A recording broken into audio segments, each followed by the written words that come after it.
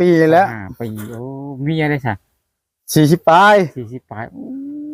เฮ็ดได้ไรจังมาหักคน40 ปลายเป็นได้ไรจักแล้วเนาะมาเฮ็ดแล้วมันขึ้นมักอยู่แล้วเนาะขึ้นมักเองเนาะขึ้นมักเองอยู่แล้วยันว่าเพิ่นมีอันกระทาอาคมประมาณบ่คิดว่ามีวะบ่มีอะไรคนแรกบ่มีหรือว่าคนท่านใดคนแรกเลยเจ้าก็เป็นคนอย่างไรคนมีคนแรกเจ้าก็มีคนแรกคือกันแล้วโอ้มีคนแรกคือกันยังบ่เคยมีครอบครัวเนาะบ่มีลูกกี่คนแล้วมีผู้หนึ่งก็ตายโอ้เคยมีกับเพิ่นนี่บ่โอ้เคยมีลูกแล้วก็ตายไปตายเป็นไรคิดอยากได้อยู่บ่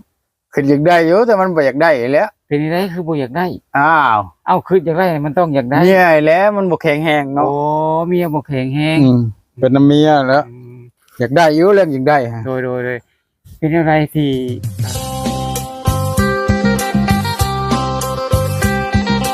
สบาย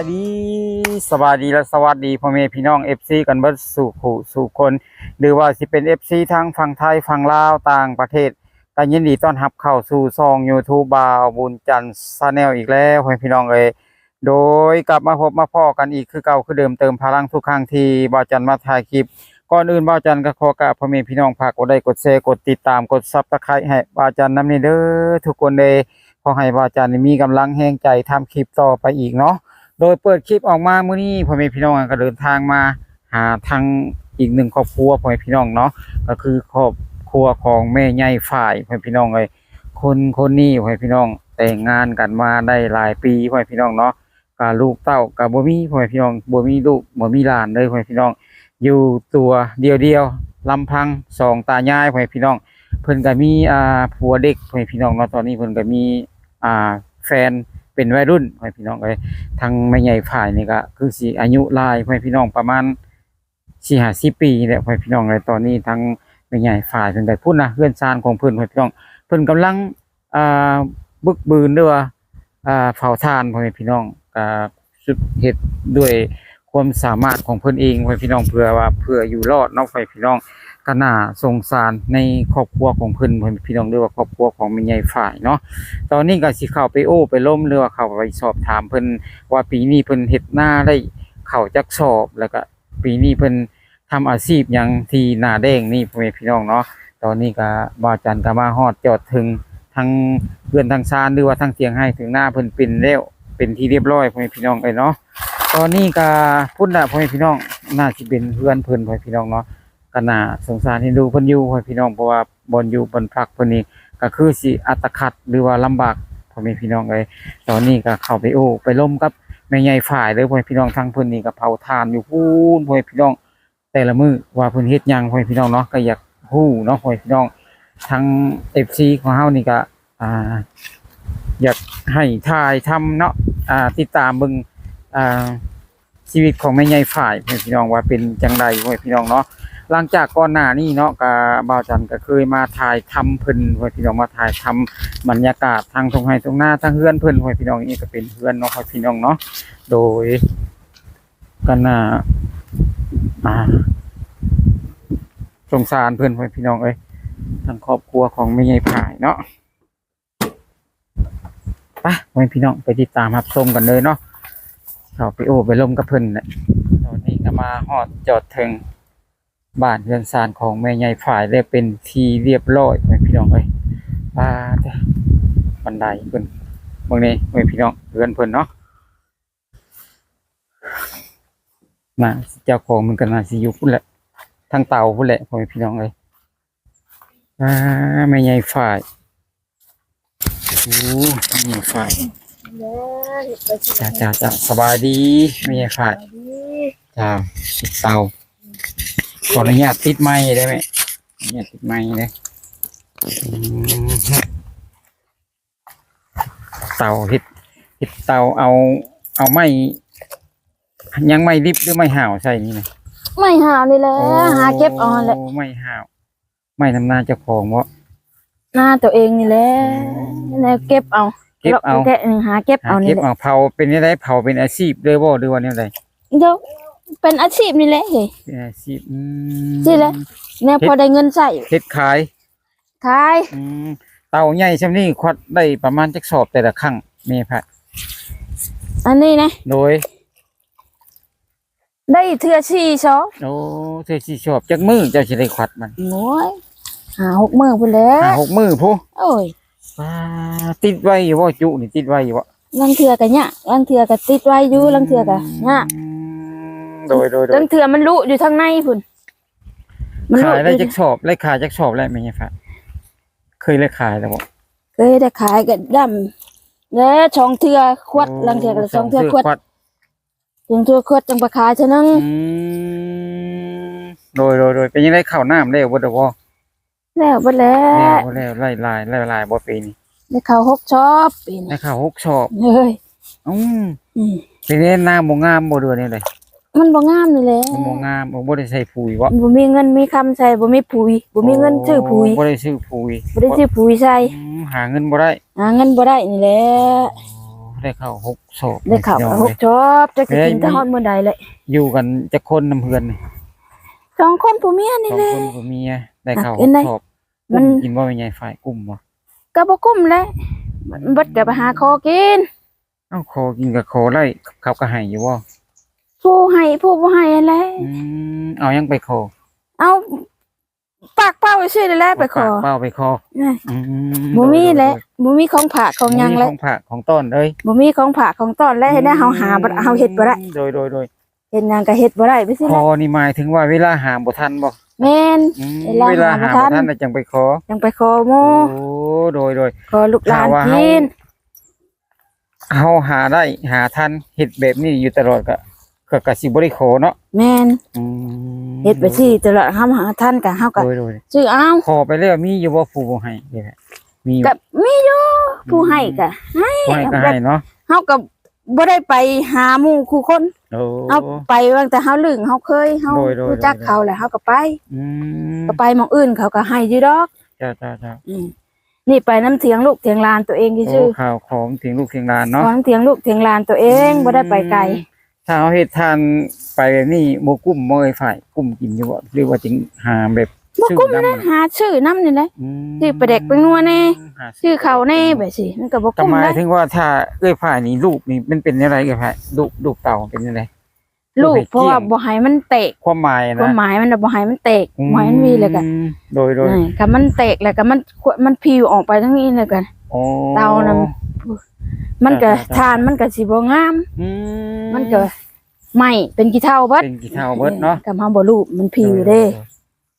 ก็หารูปเลยใครแน่ คำมารูปนี่ใครแน่เนาะ ใคร อัน แน่ นี้ก็บ่ฮู้ความหมายคือกันเนาะ อืม ทางน้องนี่ก็บ่ฮู้ความหมาย ทานมันก็ จันะว่าเป็นอะไรรูปให้เกลี้ยงให้งามซื่อๆว่าประมาณ ทานมันก็สิบ่เป็นเท่าเฮาก็สิได้หลาย อื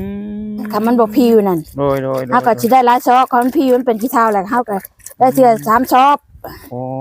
มันบ่พอสิได้หลาย ก็ใ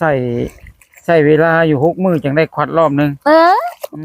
ม พุ่นแหละ ควัดรอบหนึงได้4ชอบ 4ซอบ บางเทื่อก็3ชอบบ างเทื่อก็3ซอบ โอ้ คันมันแบบเฮาบ่ได้รูปเลือดมันพิวเด้ โดย มันพิวมัน ไป ใหม่ ขายชอบหนึงจักพันแม่ฝ่าย ซอบหนึง30 โอ้30กับ3ชอบกับ90เวลาครับภายใน6มื้อขายเทื่อหนึงได้90นี่มันจะได้คุ้มบ่ โอ้บ่คุ้มได้บ่ชื่อไปเด็กไปนัวแน่บ่ชื่อของกินแน่บัด โดยพออยู่รอดแม่นบ่ พออยู่รอดไปแหละแต่ละมื้อ ไปหาแบบทางอื่นได้ซะเอ้ยแบบไปหาเส้นทางอื่นมีบ่ จักสิไปหาทางไหนตัวบ่ไปจักทางไป บ่จัก ตัว ทา บ่ ง จัก ไป สิไปใช่ ไล่คืออาชีพนั่นก็คือ จะเฮ็ด เฮ็ดทาน ไปนั่นนี่แหละเฮ็ดอาชีพไปนั่นนี่แหละ 6มื้อต่อ3ชอบ เอ เนาะ อ 6มื้อต่อ ลัง 3ช เทื่อ อบ ก็3ชอบ เท่ากับขายได้ 90,000 ลัง 3 เทื่อ ช ก็ อบชอบหนึง30เนาะ ลังเทื่อก็4ชอบไปสิแล้วโฮมไว้นั่นแหละ โดย ช่วย ถ้า กิน ประหยัดเนาะ เออ ถ้าประหยัดใช้ถ้าเฮาบ่เจ็บบ่เป็นเนาะ แม่น ก็คือสิพอใช้แม่นบ่ แม่น 6มื้อได้90,000กีบเนาะ เออ ก็ประมาณ100กว่าบาทเนาะถ้าเป็นเงินบาท ซื้อ แม่นบ่ ปังหยังกินแน่หั่นแหละของอยู่ของกินเจ้าได้บัดนี่ โดย หยังเจ้าก็ชื่อเจ้าบัดบ่ได้ไปหาหยัง นี่ก็ถือว่าสู่ซนเนาะ สู้ไปนั่นแหละพื้นก็หาเก็บเอาไปสิแหละ ปี เก็บไป ที่ เลย แล้วเฮามาถ่ายทำเนี่ยทั้งเอ้ยยังบ่มีลูกปีนี้มีหรือบ่ บ่มี ยังบ่มี บ่ได้เอาลูกเอาเต้านะ โดย บ่มีหยัง ได้แฟนได้ยังวัยรุ่นคือเก่าบ่คือเก่าเลยวัยรุ่นผู้เก่าบ่ คือเก่า แฟนเจ้าไหน เออ เพิ่นไปไสมื้อนี้ อยู่เตียงแล้วบ่ได้ไปไสเพิ่นไปแก้พื้นมาให้ โอ้ไปแก้พื้นมาให้เนาะ ไปแก้พื้นมาให้ โดย ลงมาจะแก้พื้นแล้ว ต้องแก้พื้นแล้วก็มาให้แล้วก็ตั้งเอื้อยนี่เอาเข้าเองบ่หรือเพิ่นเอาใส่ให้ เพิ่นใจให้ อ๋อเพิ่นใส่ให้เรียบ เพิ่น ร้อ จะ ย ให้เลยก็เอาก็อุ มาคุม กุม มาคุมแล้วก็มาลูก มาลูก ถ้าอ้ายเพิ่นนี่ก็พักผ่อน เออ โดย อืม ก็ถือว่าโอเคอยู่พ่อพี่น้องเอ้ยช่วยกันเนาะ อืม ช่วยกันโอ้ยังบ่มีลูกบ่มีเต้าคิดอยากได้อยู่บ่เอ้ยลูก ได้อยู่แล้วให้ได้เจ้ามันปัดคนบ่มีคนงอดเงี้ยเลยบ่เอาซะ เป็นยังไงบ่แข็งแฮงบ่ คน หรือ บ่ ว่า แข็งแรงคนแบบพะญาติพะเงาหรือ โอ้ อยู่ไปบ่เอาซะดีกว่าอยู่ โดย เอาโอ้ก็อยู่น้ำลูกน้ำหลานนี่ อ แหละ ยู่ไปแบบนี้เนี่ยมีคนมารับดูแลแล้วบ่หรือว่าแนวใดเอ้ย ยังบ่มีเลย ยังบ่มี บ่ บ่ มีเลย นี่ ตอนนี้ สิสอง ยัง คน บ่ ผัวเมียนี่แหละ ใครมาดูแลเนาะ ยัง อืม บ่มีเลยอยู่สองคนผัวเมียนี่แหละอยู่ไปสิแหละ ช่วยกันหาเนาะจ้า ช่วยกันหาขึ้น โอ้ นะ เป็นพี่น้องไอ้สู่ชีวิตแท้ๆเนาะ และเอ็ดได้ทำบ่มีเด้ จ้า อื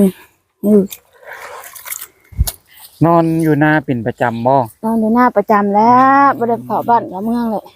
อันพาขาดนะลมบ่พัดเขาเอ้ยพาขาด พัดได้เลยเฮ้ย ทางเขามันง่าย เอ เนาะ อทางเขานั่นแหละ มันลมอู้ๆก็ โดย มุ่งปีเพลิงแล้วมุ่ง เอาต้องใส่มุ้งด้วยบ่ ใส่มุ่งนั่นแหละนอน ยั กลาง ว่า มุ่ง จะมาบ่ใส่มุ้งจ้ะ มุ่งปีเพลิงแล้ว ก็ยังดีมีบนอันตัดไม้ อืม ยังมีบนเอาไม้เนาะ เออ ยังพอได้ใช้ว่าทาน หาเล่มหายังไปนี่แหละ แม่นก็เดือนหนึงนี่สิตก6 มื้อเท่าไหร่ว่า6 มื้อ6 มื้อนี่สิได้7ศพ18ศพบ่จังได๋9ศพเนาะเอ้ยเนาะ เฮาโฮมไว้ได้ดัง 9ศพไว้พี่น้ ตั้ อง งเทื่อมันกระทันหันก็โฮมบ่ได้แล้ว 18มื้อ ไปแล้ว 9ศพ ไปขายแล้วบาด ไว้พี่น้องเอ้ย ตั้งเทื่อเจ้าขาของกินน่ะดีได้บาด ถ้าเรือนหนึงก็ อืม โอ้ง่ายๆก็สิประมาณ300,000เนาะ เออ หรือว่า ประมาณนั้นแหละ ไว้พี่น้องเอ้ยเพราะว่า บางทีก็สิบ่ฮอดได้หลายกว่ามันสิไป เนาะ มันสิไปก้อนเด้ก็มันนี่ โอ้โดย เออว่าไปขายก้อนบาด ไปขายก่อน เออ ไปขายมีคนมารับซื้อบ่เอ้ยหรือว่าแนว เฮา ใด ไปชงให้เขา ไปส่ง ไปชงให้เขา พออยู่รอดเนาะ เออ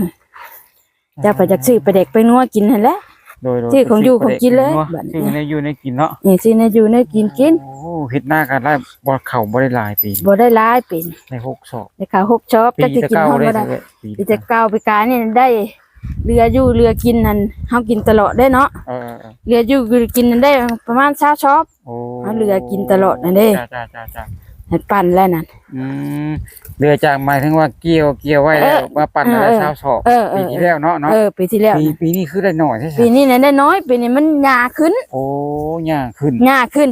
แนวข้าวหวานเนาะจกเอาน้ำหญ้าเว้า โดย ข้าวหวานจกในหญ้าบ่ได้ดำคือหมู่ตัวบัดดำบ่ได้ โอ้ คนพะญะมันเฮ็ดเวียกหนักบ่ได้ พญานี้อาการยังไงที่เป็น เป็นบัดมันชาขึ้นน้ำกระตนกระโตแหน่ โอ้ได้เคยไปรักษาหมออยู่บ่หรือว่า บ่ได้ไปเลย ไปหาหมอหา กิน หยัง หืดกินยาไปนิดหน่อย ตรวจ นะ มึน มัน ส่วนใหญ่สิมึนทางใด น้ำกระตนกระโตเฮาหั่นได้ ก็มีบ่แบบเป็นแบบหนักๆเลยมึนแบบหนักๆแบบบ่รู้สึกตัว ก็มีแหละมีแหละจนตายคืนพุ่นแล้ว ตาขึ้นก็มีแต่ผัวเลยนะเนาะ แต่ลูกแต่ผัวแต่ลูกหลานนี่แล้ว ผัวเลยนะมาอันคนที่ใกล้ชิดที่สุดนี่คือผัวแม่นบ่ แต่ลูกกับหลานตัวเองหั่นแหละ โดย เขาอยู่ใกล้ คนที่ใกล้ แน่ ที่สุดก็คือผัวเนาะ ผัว เออ ขออนุญาตถามชื่อผัวเพิ่นชื่อจังได๋เอ้ย ชื่อผัวก็สิต้อย ต้อย สิต้อย ต้อยอายุจักปีได้ต้อย 25 ปี แต่เพิ่นยังไม่ใหญ่ฝ่ายจักปีจ้ะ โอ้ยจะชีแล้ว ชี้เด้ออายุไกลกันตัวนี้ โย ครึ่งหนึง ครึ่งหนึงพุ่นแหละ เฮ็ดได้มีวิธีหาผัวเล็กมาแบบนี้ เอาเลยจะเฮ็ดได้แล้ว ใช้ความสามารถจังไดเนาะอยากถามมึงไง ฮะ ใช้ความสามารถนั่นไรมีกระท่องกระทาบ่ประมาณ บ่ได้มีหยังนะ บ่ได้มีหยัง บ่ได้มีกระถมกระทาบ่ได้มีพี่สังจะเฮ็ดได้แล้ว บ่ได้มีกระทงกระทาหยัง บ่ เขามาฮักเอง เขามาหักเอง คนน้ำบ้านเฮานี่บ่เอ้ย คุณคนคำสว่าง โอ้คนคำสว่างแม่ คำ คือว่า สว่าง คนลาวคือกันบ่ คนลาวกันนี่แหละ คำสว่าง ชาวหาปีเนาะปัจจุบันเนาะ เฮ้ยก็ เป็นยังไง เพิ่น เพิ่น อยู่ บ่ได้เครียดบ่ได้แค้นเรื่องบ่มีลูกเต้าเพิ่นบ่ได้เครียดบ่ ก็บ่ได้แค่นะก็บ่ได้เว้าหยัง ก็อยู่ไปธรรม อยู่ ชา ไป ติ นํกันนี่แหละ เขาก็มีแต่สร้างว่าความรักต่อกัน เออ โอ้ บ่ได้เครียดบ่ได้ให้กันดอกก็เห็นได้มันบ่มีนี่ได้ จ้ะ อยู่นํกัน จ้ะ ไปนี่แหละ อืม จำทำไปมันนะ อื อื ม ม โดย ยังไง นี่เป็นข้ามไปมันนี่แหละ สู่ อยู่ ชี นํ วิต กัน ให้พี่น้องให้ง่ายผ่านเนาะ อืม อายุ40กว่าแล้วให้พี่น้อง 40ปลายแล้ว 40ปลายมันเท่าใดเอ่ ปี ย 41 12นี่แหละปลายมัน 42เนาะ ประมาณนี่แหละ ไว้ผัวหนุ่มให้พี่น้อง ได้ผัวนมหังเห็นได้ ก็ สิแหละ สิไปสอบถามทางไอ้โต้ยว่าสิ่งใด เลย สิไปโอไปลมกับเพิ่นก่อนเนาะ อืม ถ้าเพิ่นอยู่เถียงเพิ่น อยู่ สิคุ เที่ยง นำ นั่นแหละแล้วไปถามเพิ่นนำเบิ่งเพิ่นสิคุยบ่ โอเค หรือว่าเพิ่นสิแนวใด เนาะ เออ โอ้สวัสดี สบายดี สบายดีพ่อใหญ่โต้ยพ่อพี่น้องอยากขออนุญาตถามชื่อจักปีเนาะพ่อใหญ่โต้ย เจ้าหาปีแล้ว ปีโอ้มีอะไรซะ 40ปลาย 40ปลายโอ้เฮ็ดแนวใดจังมาหักคน40ปลายเป็นแนวใด จักแล้วเนาะบ่เฮ็ดแล้วมันขึ้นมักนี่แหล้วเนาะ พิ่มากเองเนาะ ขึ้นมักเองนี่แหล้ว ยันว่าเพิ่นมีอันกระทาอาคมประมาณ บ่คิดว่ามีว่า บ่ มีอะไรคนแรกบ่มีหรือว่าคนซั่นแหละ คนแรกเลย เจ้าก็เป็น คนอย่างไรคนมีคนแรกเจ้า มี ก็ คนเลขคือกันแล้ว โอ้มีคนแรกคือกันยังบ่เคยมีครอบครัวมาเนาะ บ่ มีลูกกี่คนแล้ว มีผู้หนึงก็ตาย โอ้เคยมีกับเพิ่นนี่บ่ โอ้เคยมีลูกแล้วก็ตายไป ตาย เป็นได้คิดอยากได้อยู่บ่ คืออยากได้อยู่แต่มันบ่อยากได้แล้ว เป็นได้คือบ่อยากได้ อ้าว เอ้าคืออยากได้มันต้องอยากได้ เมียแล้วมันบ่แข็งแรงเนาะ โอ้เมียบ่แข็งแรง เป็นน้ำเมียแล้วอยากได้อยู่เรื่องอยากได้ฮะ โดยเป็นอะไรที่เวลาหาเงินหาค่ำเป็นยังไงสะดวกสบายอยู่บ่ ก็บทยากก็ยากแล้วมันบ่สำบายเลยนะหาเงินก็ได้เนาะหาเก็บพื้นนี่เนาะ โดยเก็บพื้น ยากชอบ ยากเนาะ เออ ปีนี้เฮ็ดหน้าได้ข่าวจักสอบ ได้6ชอบ ได้6ชอบ เออ ยังไงกุ้มกินบ่ซั่น โอ้บ่กุ้มเนาะ บ่กุ้มสิไปหาหยังต่อวันนี้ หาเฮ็ดในนี่แหละเราก็แขกน้ำมันนี่แหละ โอ้แต่ใจนี่สู้แล้วก็ทั้งเฮ็ดทั้งสู้แต่มันบ่ได้เนาะแม่นบ่ มันบ่ได้ โอ้ทั้งเฮ็ดทั้งสู้ เออ แต่ว่ามันได้บ่ได้ ได้บ่หลาย มีอะไร ได้ มันบ่งามบ่มี มันบ่งามหญ้าหลายกว่า หญ้าหลายกว่าจะเฮ็ดหน้าแบบใดหน้าหวาน หน้าหวาน อืม 2 ปีแหละ โดย2 ได้ปีกายยังว่าได้เนาะ โอ้เฮ็ด2ปีนี้ เออ และปีนี้เจ้าสิหวานอีกบ่ปี บ่สีดำเอา โอ้ย ปี สิลองดำเบิ่งดำห่างๆเอาเนาะ ดำห่างเอาอัน โอ้โดยที่ว่ามื้อนี้ก็มาสอบถามด้วยว่ามามาลมมาคุยนํเนาะ จ้ะ เผาถ่าน เป็นอาชีพบ่เด้อว่าแนวใด ก็สิเป็นอาชีพแบบนี้แหละบ่เฮ็ดบ่เฮ็ดแล้วตามมีพื้นแล้วเนาะ โดยฟื้นนี่ไปหาจังไดผู้ใหญ่ ไปหาเก็บเอาอยู่แถวเทิงหมดแล้ว ไปหาเก็บบ่ได้แม่นตัดแม่นบักแม่นหานบ่ บ่ก็หานกับตู้หานก็หานอยู่ โอ้ตัวหานก็แบบไม้ ส่วนหลายมีแต่เก็บแล้วเอากว่า โดยก็คืออยู่รอดเนาะ นอนหน้าตลอดเนาะ นอนหน้าแล้วบ่ได้เข้ารอก ก็ บ้าน มีซ้ำนี่บ่อยู่วันพัก มีเท่านี้แหล้ว เข้าก็อยู่นี่ เข้าก็อยู่นี่แหล้ว โอ้ยพี่น้องเอ้ย มีหยัง บ้านเพื่อนซ่านถือว่าเป็นเพื่อนก็ว่าได้เนาะนี่เอียดเลยพี่น้องเนาะ จ้ะ โอ้เป็นยังไงอยู่กับครอบครัวนี่มีอะไรมีความสุขบ่เดี๋ยวอย่างนี้ ก็มีความสุขอยู่ดอกเนาะ มีความสุขบ่ได้คิดว่าหนีจากอะไรประมาณนี้ บ่ รักเดียวใจเดียว โอ้ อยู่กันมาได้จักปีแล้วไอ้โตลืมถามมึง หลายปีแล้ว หลายปีไปแต่งงานกันมานี่หลายปีกำลังใจให้เนาะ จ้ะ สู้ต่อไป จ้ะ เพื่อครอบครัวของเฮาเพราะว่าเพื่อให้มีอยู่มีกินต่อไปอีกเนาะ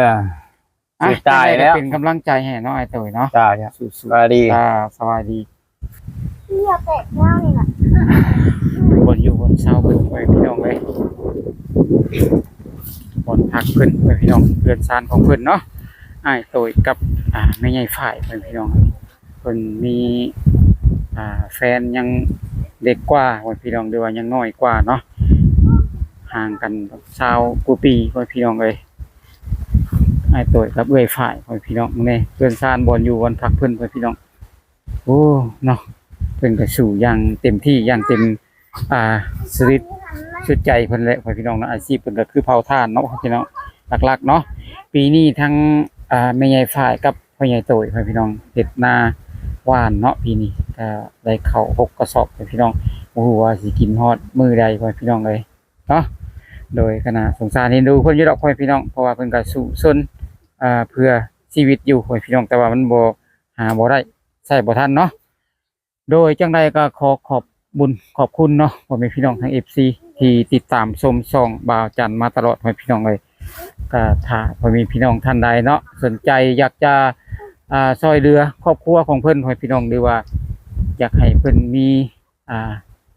กินหรือว่ามื่นตาอ้าปากได้พ่อพี่น้องหรือว่าจะช่วยเหลือเพิ่นแน่พ่อพี่น้องเพิ่นเฮ็ดเบิดความสามารถของเพิ่นแล้วพ่อพี่น้องเพราะว่าแต่ละมื้อก็บ่ได้อยู่บ่ได้เช้าพ่อพี่น้องหรือว่ามันเป็นดวงของเพิ่นบ่หรือว่าเป็นบุญของเพิ่นเนาะก็ว่าได้พ่อพี่น้องจ้ะจังใดก็ขอบมุกขอบใจขอบบุญขอบคุณหลายๆทาง FC ที่คอยติดตามชมช่องบ่าวจันทร์มาตลอดเนาะก็สำหรับคลิปนี้ก็บ่มีหยังหลายพ่อพี่น้องก็สิได้จบลงสำนี้ก่อนพ่อพี่น้องว่าผิดพลาดประการใดก็ขอโทษขออภัยหลายๆกล่าวคำว่าสบายดี